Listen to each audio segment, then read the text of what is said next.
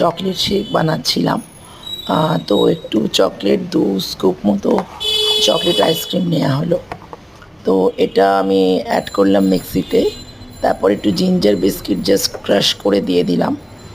আচ্ছা, তারপর ওর সাথে মিক্স করলাম একদম ঠান্ডা করে রাখা নর্মাল দুধ দিয়ে এটাকে আমি মিক্সিতে ভালো করে ব্লেন্ড করে নিয়েছি।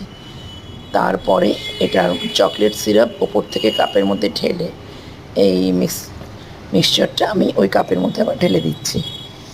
তো দুটো কাপে আলাদা আলাদাভাবে ঢেলে দিলাম। তারপর এটা একটু থিকনেসটা লাইট হয়ে গেছে, তো ওপর থেকে আমি একটু জিম জ্যাম বিস্কিট ক্রাশ করে দিয়ে দিচ্ছি জাস্ট ফর টেস্ট। এটা অ্যাভয়েডও করা যেতে পারে, এতে কোনো অসুবিধা নেই। আচ্ছা, এটা দেওয়া হয়ে গেলে এরপর আমি একটুখানি চকলেট সিরাপ আবার ওপর থেকে এবং গ্লাসের গায়ে দিয়ে দিলাম।